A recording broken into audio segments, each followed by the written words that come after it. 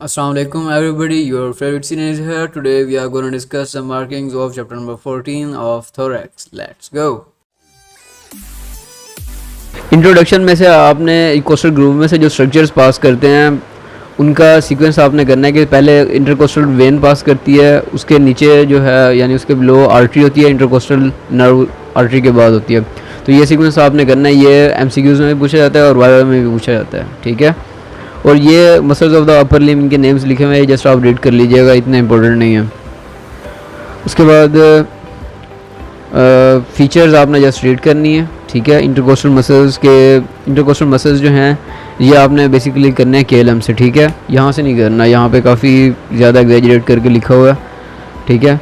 और direction of the fibres आपने just read करनी है for the MCQs point of view, ये भी इम्पोर्टेंट, एमसीक्यूज़ के लिए इम्पोर्टेंट है, ठीक है। और नर्व सप्लाई आपने करनी है इंटरकोस्टल मसल्स की, ठीक है। एक्शंस भी वो केएलएम से ही हो जाएंगे और इनका ये इंटरकोस्टल नर्व का कोर्स लिखा हुआ है, ये इंपॉर्टेंट नहीं है, या आप क्रॉस कर दें, ठीक है। और इंटरकोस्टल नर्व्स करनी है आपने, ये इंपॉर्टेंट है, ठीक है। एक्शंस भी करना है। और इंटरकोस्टल नर्व्स की जो ब्रांचेज हैं ये आपने करनी है, ठीक है, for the MCQs point of view. और उसके बाद इंटरकोस्टल आर्टरीज़ मोस्ट इम्पोर्टेंट हैं, ठीक है, ये आपने करनी है। ये एमसीक्यूज़ में काफ़ी पूछा जाता है और आपसे जो सब स्टेजेस होंगी या स्टेज में भी आपको से ही क्वेश्चन पूछा जाएगा। और स्पीयर वेना के बाद अगर ब्लॉकेज हो जाए, ठीक है, बिफोर द इजाइगस वेन और आफ्टर द इजाइगस वेन्स की पासेज, तो ये आपने करना है, ये फ्लो चार्ट, ठीक है, या काफ़ी इम्पोर्टेंट है for the MCQs point of view. Course नहीं करना आपने, ठीक है, इंटरकोस्टल आर्टरीज़ का, इनके जस्ट आपने रिलेशंस करने हैं, ठीक है। कोर्स को आप ने करना, रिलेशंस क्रॉस कर दें। And after that termination of the intercostal arteries करनी है, उनकी ब्रांचेस के जस्ट आपने नेम्स करने हैं, इनकी एक्सप्लेनेशन आपने नहीं करनी। इंटीरियर इंटरकोस्टल आर्टरीज़ भी करनी है और इंटरकोस्टल आर्टरीज़ का ड्रेनेज भी करना है आपने। और लिम्फेटिक ड्रेनेज जस्ट रीड कर लीजिएगा, ठीक है। और ये टेबल भी आपने करना है, ये इम्पोर्टेंट है। एंड आफ्टर दैट इनके जो लिम्फेटिक ड्रेनेज है यहाँ से ना बेसिकली एमसीक्यूज़ पूछे जाते हैं, तो ये आपने एमसीक्यूज़ के लिए करना है।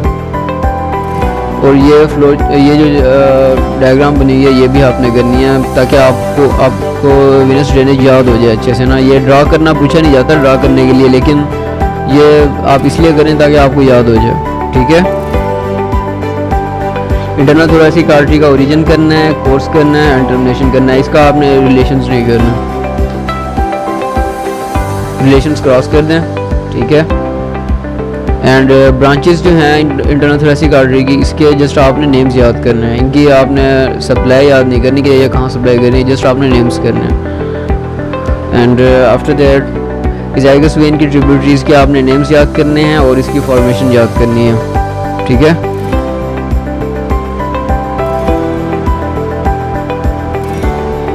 इसका कोर्स आप जस्ट रीड कर लीजिएगा, ठीक है। एमसीक्यूज़ के लिए ये इंपॉर्टेंट नहीं है, लेकिन इसकी ट्रिब्यूटरीज काफ़ी इंपॉर्टेंट हैं, ये आपने करनी है।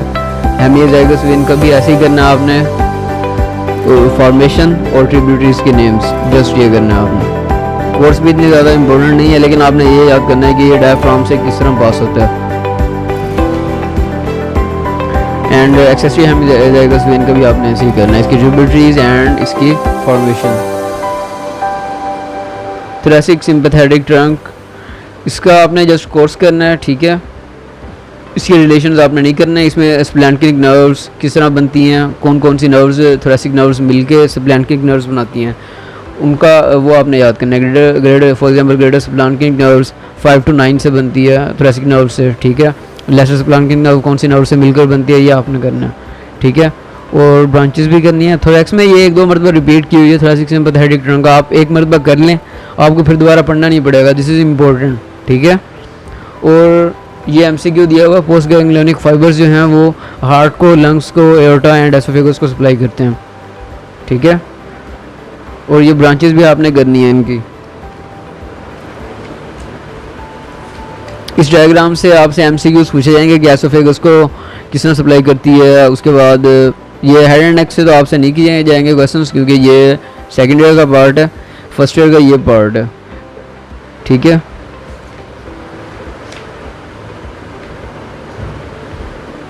बाकी ये क्लिनिकल्स आपने करने हैं सारे।